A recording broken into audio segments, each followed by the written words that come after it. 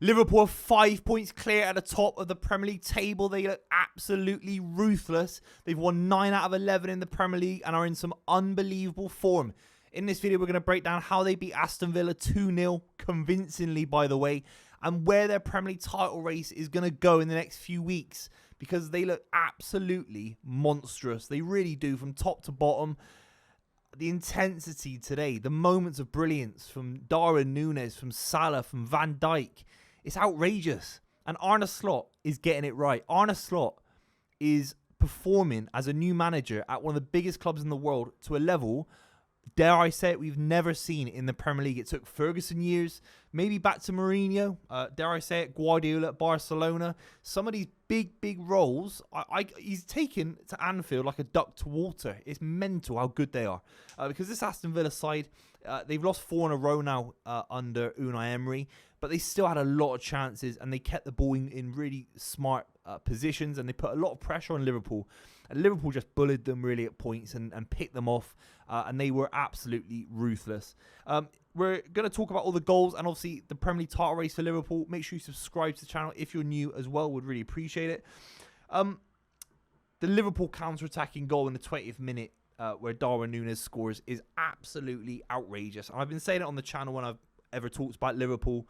I think Arne Slot's greatest ability right now is that he's leaning into the Jurgen Klopp era. He hasn't been too philosophical. He hasn't been too committed, overly zealous about his philosophy from Dutch football, from what he did at Feyenoord and before. He's managed to sort of bring in 20% of that. At points, they're very smart on the ball. They keep possession. But when they need to be, they are the best counter-attacking side in Europe. Make no doubt about it.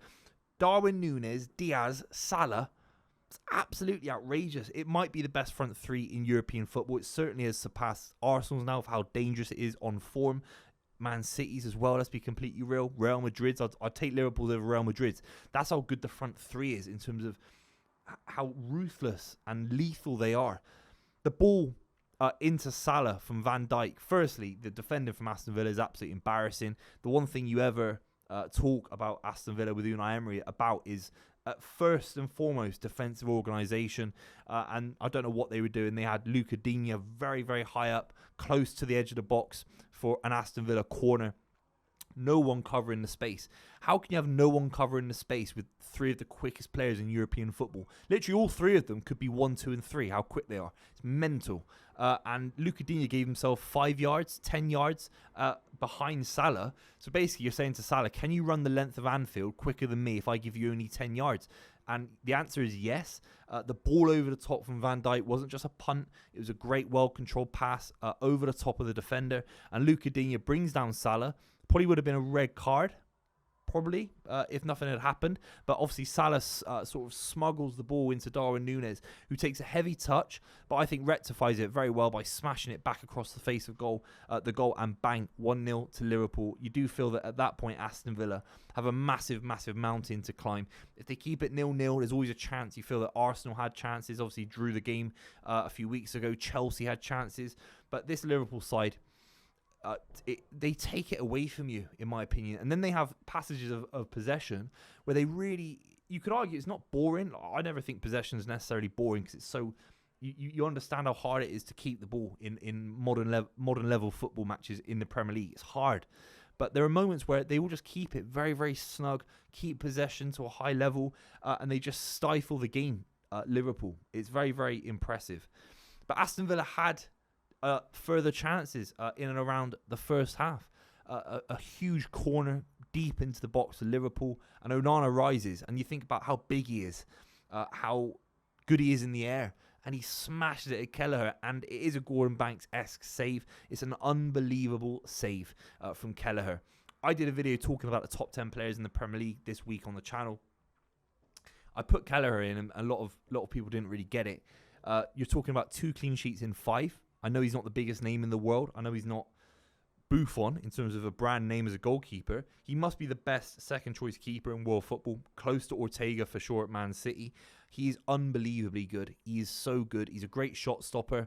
He has a calmness as well defensively. I don't think he's ever made Van Dijk, Konate, Robertson, any of them look nervous defensively about who's this guy replacing Alisson. There's this kind of relationship clearly with everyone at the club. and he's been there for a while, of course. He's fantastic.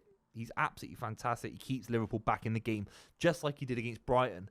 He's been making some huge saves. If Liverpool do anything this season, Kelleher is a huge part of this, because it's happened at Man City. It's happened at United before Van der Sar came in.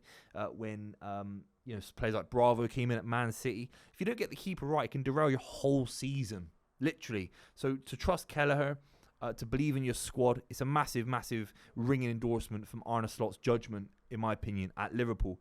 Another thing that you have to talk about his judgment is the Curtis Jones situation. Curtis Jones, at points last season, rotated, sometimes played at different positions throughout midfield, sometimes a bench player. The last few weeks, he's basically started all the big games, replaced Dominic Szoboszlai, who I think can be a little bit wasteful. I think that's why he's been replaced. And Curtis Jones, it was outrageous today, and it's been like this for a few weeks. First time, little balls around the corner, carrying the ball. His work rate off of it is 10 out of 10. He is developing into a very, very, very good Premier League midfielder. Always gets into team of the season kind of levels, in my opinion. Not just a little bit off, but he's quickly rising through the ranks. He's been fantastic, and so is Gravenberch, by the way. I don't really talk about him enough sometimes. Couple of runs where he's just running through the whole of the Aston Villa midfield. One of the most combative and physical midfields and fully fit midfields going. I mean, you're talking about Rodgers tracking back Onana in midfield with Yuri Tielemans. And he's just gliding through their midfield. He was absolutely fantastic today. And then we have to talk about Mo Salah, who gets the assist for the first goal, obviously. Everything goes through Salah. Despite how good Diaz and Nunes were on the day, Mo Salah scores a beautiful little goal. The finish, it gets played in, and the finish is just, you're talking about the best keeper in the world, arguably the best shot stopper in the world for some people, Emi Martinez. Certainly in those kind of little situations where he flicks the ball and he gets something on it because he's so big. Salah just smashed it into almost the roof of the net. It's outrageous. He is the best player in the world right now. He would make Real Madrid better, the champions of Europe. He'd make them better right now. Not many right wingers or forwards can say that. He's better than Mbappe by a country mile. He's better than Vinicius. He's better than Rafinha. He's better than Saka. He's better than Savinho. He's better than anyone. Serge Gnabry, Leroy Sané, whoever you want at Bayern Munich. He's better than all of them.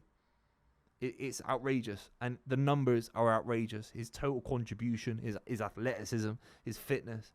He's the best player in the world. And we're lucky to have him in the Premier League on some level. Not everyone wants to see Liverpool do well. Of course not. But to see him in the Premier League doing well, it's a ringing endorsement for the league on some level, because he was mesmeric at points today, taking on his man, creating things, unbelievable. Liverpool got a great record as well after Europe. I mean, what they did against Leverkusen, a side that have lost 3 games in the last year and a half or something like that, absolutely mental. I think since Jordan Henderson was captain of Liverpool, the last time he was captain, Leverkusen have lost 3 games in that time. So that's how impressive the Leverkusen result was. And then their record after European games is huge. They've only lost 1 in 15, I think, Liverpool, in the last 15 after European games. So basically, you're saying this Liverpool side, Arne Slot has got the complete total control of it. He knows who's fit, who's sharp, who's in a good position, where their best position is. He plays them there ruthlessly, gets the best out of them. He's not trying to chop and change and sacrifice people. Yes, he's been given a great squad built by Jurgen Klopp, but he's tweaked it and put players into positions where they can thrive. Curtis Jones is a big example. Ryan Gravenberch is a big example. Luis Diaz's form is outrageous. So he's managing the squad. He's managing fixtures. They look better than last week. City looked worse than last week. Arsenal looked worse than last week. So they're in very, very good form. Is it enough to carry us on to win the Premier League? I do think it is. Now, there are going to be people talking about the Champions League, trebles, quadruples. It's outrageous ever talking about any side in those terms. It really is. But if this Liverpool side, all they have to do is just win the games they need to win, get a big win against City in a few weeks, which I'm praying doesn't happen. And I think if City go into that game with injuries, it will happen. It will happen if something doesn't change injury-wise and form-wise. And suddenly it's December, January, February, a side that have already won the Premier League. They'll be desperate to do it in front of the Anfield crowd. 5 points clear already. That could easily become 8. It could easily become 10 or 11 by December, because City have still got Spurs to play and other games as well. So in the context of the Premier League title race, this is a huge result for Liverpool. I was obviously looking at it intensely for obvious reasons. And Arne Slot, is just a final word on Arne Slot. The balance that he's got in this side is fantastic. The tune that he's getting out of players that come off the bench. Cody Gakpo was electric when he came on. Connor Bradley's doing the job. Darwin Núñez wasn't a starter last season, really. He's coming on and scoring goals. He's been fantastic in the last few weeks as well for Liverpool. Endo, Szoboszlai. They've got a very, very good squad that they can use and he trusts. And I think he's got a firm understanding of what Liverpool need to do, how to play, and how to get the best out of this Liverpool side. At the moment, they're the best side in European football, in my opinion. And it's concerning. Thank God it's only November, because if we're saying it in February, the title is over. This is a great, great Liverpool side. Hopefully things can change from a rival fan's perspective. And there'll be a lot of people thinking that. But let me know what you think in the comments down below. I'll be covering Arsenal tomorrow, so make sure you subscribe. I'd really appreciate it if you made it this far. And I'll see you very, very soon.